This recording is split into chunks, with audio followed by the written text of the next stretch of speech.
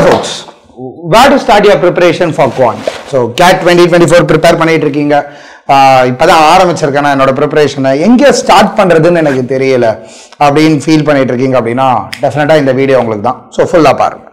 So first quant prepare பண்றதுக்கு முன்னாடி quant syllabus என்ன இருக்கு, அங்க என்ன போர்ஷன் இருக்கு அப்படின்னு டக்குன்னு பார்க்கணும் அப்படின்னா, ஸோ மேஜர் சங்கா நான் ஒரு அஞ்சு பார்ட்டா பிரிக்க போறோம். நம்ம arithmetic, algebra, geometry, number theory and modern math. So broad கிளாசிஃபிகேஷனா நம்ம இதை பார்க்கணும்.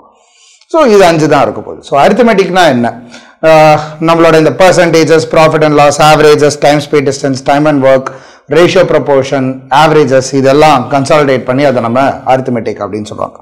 ஸோ அல்ஜீப்ரா வேரியபிள்ஸ்லாம் உள்ள இருக்கும், குவாட்ராட்டிக் ஈக்குவேஷன்ஸ் இதெல்லாமே கம்பைன் பண்ணியிருக்க போகுது. ஸோ ஜியாமெட்ரின்னு பார்க்கும்போது நமக்கு மென்சுரேஷன் உள்ள இருக்கும், ஏரியா, வால்யூம் பற்றி எல்லாம் இருக்கும். அண்ட் தென் அதுக்கப்புறம் நம்ம வந்து coordinate geometry, trigonometry and also circles, இதை பற்றி ட்ரையாங்கிள்ஸ், இதை பற்றி எல்லாமே பார்க்கறது தான் மொத்தமாக கன்சாலிடேட் பண்ணி ஜியாமெட்ரி அப்படின்றது. நம்பர் தியரி அப்படின்னு பார்த்தோம் அப்படின்னா HCF, LCM, divisibility, factors, reminders, multiples, ஃபேக்டோரியல்ஸ், இதை பற்றியெல்லாம் பேசுறது தான் நமக்கு நம்பர் தியரியில். மாடர்ன் மேத் அப்படின்னு பார்த்தா permutation combination, probability, set theory, progressions, series, sequence, இது எல்லாமே ஒரு சங்கா நம்ம மாடர்ன் மேத் அப்படின்றோம். ஸோ இதுதான் நம்மளோட ப்ராட் கிளாசிபிகேஷன். சார் ப்ரிப்பேர் பண்றவங்க எங்க ஆரம்பிக்கணும் அப்படின்னு பார்த்தா, யோசிக்காம முதல்ல ஆரம்பிக்க வேண்டியது அரித்மெட்டிக் தான். ஏன் அரித்மெட்டிக்ல ஆரம்பிக்கணும்? Well, 2 major reason. ஒன்னு, அரித்மெட்டிக் டாபிக்ஸ் எல்லாம் கொஞ்சம் ரிலேட்டிவ்லி உங்களுக்கு ஸ்டார்ட் பண்றதுக்கு ஈஸியா இருக்கும்.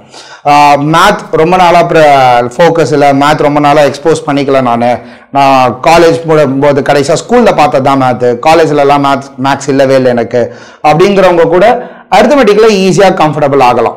ஸோ பேசிக் ஆப்ரேட்டர்ஸ் ஒரு 4-5 கான்செப்ட்ஸ் பத்தி தான் இருக்கும். So basic formula arithmetic operators base பண்ண ஒரு டாபிக் ஒன்று. ஸோ உங்களுக்கு கம்ஃபர்ட் வரதுக்கு இங்க ஆரம்பிக்கும் போது ஈஸியா இருக்குங்கிறது தான் முதல் ரீசன். ரெண்டாவது ரீசன், 22 கேள்வி இருக்கு எக்ஸாம்ல, ஆல்மோஸ்ட் 1/3, ஒரு 6லேருந்து 8 கேள்வி இதுல இருந்து மாத்திரம் தான் வரும். ஸோ வெயிட்டேஜ் படி பார்த்தாலுமே ஒரு 1/3 ஆஃப் த பேப்பர் கவர் பண்ற அளவுக்கு இதுக்கு பவர் இருக்கு. ஸோ ஆன் தட் கிரவுண்ட் அரித்மெட்டிக்ல ஸ்டார்ட் பண்றதா is wise and it's also suggested and recommended. டெஃபினட்டா நீங்க ஆரம்பிக்கும் போது ஸ்லோவா அரித்மெட்டிக் எல்லாம் ரெடி பண்ணிட்டு அடுத்தது போறது தான் இஸ் a better ஆப்ஷன். சரி, அரித்மெட்டிக் முடிச்சுட்டேன், அடுத்தது எங்க கை வைக்கிறது? அடுத்தது ஆட்டோமேட்டிக்கா அல்ஜீப்ரால. ஏன் இப்ப அல்ஜீப்ரா ரொம்ப ஃபோக்கஸ் பண்ணோம்? நான் ஒரு 2 வருஷம் முன்னாடி வீடியோ பண்ணியிருந்தோம் அப்படின்னா அல்ஜீப்ராவை ஒரு 3rd ப்ரையாரிட்டியில் வச்சிருப்போம். ஏன் 2nd ப்ரையாரிட்டியில் வருது அப்படின்னா, அந்த CAT 22-23 வரும்போது அந்த ஷிஃப்ட் பார்த்தோம். ஸோ அது என்ன அப்படின்னா, நிறைய டாபிக் வந்து கொஸ்டின்ஸ் டஃப் ஆனதுக்கு ஒரு மேஜர் ரீசன் அல்ஜீப்ராவை இன்கார்பரேட் பண்ண கொஸ்டின்ஸ் இருந்தது. சிம்பிளா நம்பர்ஸ் வச்சு சம்ம சால்வ் பண்றதுக்கு பதிலாக ஒரு அல்ஜீப்ரிக் எக்ஸ்பிரஷன் இருக்கும், ஒரு குவாட்ராட்டிக் ஈக்குவேஷன் உள்ள வந்துருது. ஸோ அப்படி இருக்கும்போது கம்ப்ளீஷன் ஆஃப் ஸ்கொயர்ஸ் பத்தி கண்டிப்பா தெரிய வேண்டிய கட்டாயம் இருந்தது. அப்புறம் வந்துட்டு x+1/x, x² + 1/x² ஃபார்மேட், இது பத்திலாம் எல்லாம் தெரிஞ்சாதான் எனக்கு அங்க போறதுக்கு கொஞ்சம் கன்வீனியன்ஸ் வர ஆரம்பிக்கும். ஸோ அந்த பட்சத்துல இந்த வாட்டி ஒரு ஸ்ட்ராங் ரெக்கமெண்டேஷனா அல்ஜீப்ராவை 2வது ஃபோக்கஸா வைங்க அப்படின்னு சொல்றோம். அரித்மெட்டிக் முடிஞ்சோடனே அல்ஜீப்ரா போடுதுமே கொஞ்சம் ரிலேட்டிவ்லி அந்த ஃப்ளோ அப்படியே மெயின்டைன் ஆகும். ஏன்னா அங்க ஃபார்முலாஸ் எல்லாம் பார்த்திருப்பீங்க, அதே ஃபார்முலா ஃப்ளோலயே வேரியபிள்ஸ் எல்லாம் இன்கார்பரேட் பண்ணி சம் எப்படி சால்வ் பண்றது அப்படிங்கறதையும் நம்ம பார்த்துடலாம். ஸோ அது ஒரு கன்வீனியன்டான பாயிண்ட். இந்த number theory, geometry and modern math, இந்த 3மே எந்த ஆர்டர்ல நான் ப்ரிப்பேர் பண்ணோம் அப்படின்னா அது உங்களோட சாய்ஸ். 3த்துல ஏதாவது ஒன்னு ப்ரிப்பேர் பண்ணாலே போதும் அப்படின்னு தான் நம்ம யூஸ்வலா சொல்லுவோம். பட் தென் ஒன்னு படிச்சா போதும் அப்படின்னா அதுலயுமே நம்ம அரைகுறையா படிச்சுட்டு போனோம் அப்படின்னா நல்லா இருக்காது. ஸோ எடுக்கிற ஒரு டாபிக்கை இந்த 3த்துல ஏதாவது ஒன்னு செம்ம தரவா கம்ஃபர்டபுளா ஆயிக்கங்க. அதுதான் ஃபர்ஸ்ட். ஸோ ஜியாமெட்ரியா இருக்கட்டும், நம்பர் தியரியா இருக்கட்டும், மாடர்ன் மேத்தா இருக்கட்டும், எது ஒன்னு எடுத்தாலுமே கன்வீனியன்ட்டா இருக்கணும் உங்களுக்கு. அட் த சேம் டைம் அதுல அந்த கொஸ்டின் எது வந்தாலும் சால்வ் பண்ற அளவுக்கு உங்களுக்கு அந்த கம்ஃபர்ட் ஜோன் பில்ட் பண்ணிக்கணும். ஸோ இதை பண்ணிட்டாலே you are already looking at 99, 95 to 99% கன்வீனியன்ட்டா வந்துடும் உங்களுக்கு. ஸோ இந்த 3த்துல ஏதாவது ஒன்று பண்ணிட்டு மற்ற 2த்தையுமே ஒரு சஜஷனா என்ன சொல்லலாம் அப்படின்னா, அட்லீஸ்ட் அந்த பேசிக்ஸாவது படிச்சுட்டு போயிருங்க. ஏன்னா எக்ஸாம் ஹாலில் ஒருவேளை நீங்க படிச்ச டாபிக்ல அந்த கொஸ்டின் டஃபா இருக்கு, கை கொடுக்கல அப்படின்னா மற்ற நீங்க சூப்பர் ஃபோக்கஸ்டா ப்ரிப்பேர் பண்ணாத 2 டாபிக்ல இருந்து ஏதாவது ஒரு ஈஸியான ஒரு கேள்வி ஒன்று வந்து உட்காந்துருக்கும். ஸோ அந்த கேள்வி அட்டென்ட் பண்ற அளவுக்காவது நம்ம அந்த பேசிக்ஸை தரவு பண்ணி வச்சுக்க வேண்டிய நெசசிட்டி உண்டு. ஒரு செம்ம டேக் அவே, செம்ம ஈஸி கொஸ்டினா இருக்கும், பேசிக்ஸ்ல இருந்து இருக்கும், அதை அட்டாக் பண்ணிட்டு போறது ஈஸி. நீங்க படிச்ச டாபிக்ல கஷ்டமான ஒரு கொஸ்டின் சால்வ் பண்றதுக்கு பதிலாக ரொம்ப சூப்பரா ப்ரிப்பேர் பண்ண டாபிக்ல ஒரு ஈஸியான கொஸ்டின் அட்டாக் பண்றது கன்வீனியன்ட்டும் கூட, அதை தான் ரெக்கமெண்டும் நம்ம பண்ணுவோம். ஸோ 3 டாபிக்ல ஏதாவது ஒன்று நல்லா படிச்சுட்டு மற்ற 2த்துல பேசிக்ஸை ஃபுல்லாக கவர் பண்ணிட்டு போங்க. இதை தவிர்த்து முக்கியமா ஒரு விஷயம் என்ன அப்படின்னா, சொன்ன மாதிரி லாஸ்ட் இயர் இந்த இன்டர்செக்ஷன் ஜோன் கொஞ்சம் நிறைய வந்துருச்சு. ஸோ அரித்மெட்டிக்ல அல்ஜிப்ரா மிக்ஸ் பண்ணி வந்தாங்க. நம்பர் தியரியிலுமே ஏதாவது பவர்ஸ்ல வந்துட்டு நமக்கு போகும்போது m+n, m-n, x+y அப்படின்ற வேரியபிள்லாம் போட்டு அங்கேருந்து ஒரு குவாட்ராட்டிக் ஈக்குவேஷன் சால்வ் பண்ற மாதிரி வரும். ஜியாமெட்ரியில most of the time algebra இருக்கும். பட் தென் அதையுமே கொஞ்சம் சூப்பர் இம்போஸ் பண்ணி கொஞ்சம் கொஸ்டின்ஸ் டஃபா கேட்கணும் அப்படின்னு நினைச்சாங்கன்னா இந்த மாதிரி இன்கார்பரேட் பண்ணி கொஞ்சம் ஒரு மாதிரியான மிக்சிங்ல உங்களுக்கு கொடுத்து பேப்பர் டஃபா ஆகிறதுக்கான சான்சஸும் இருக்கும்.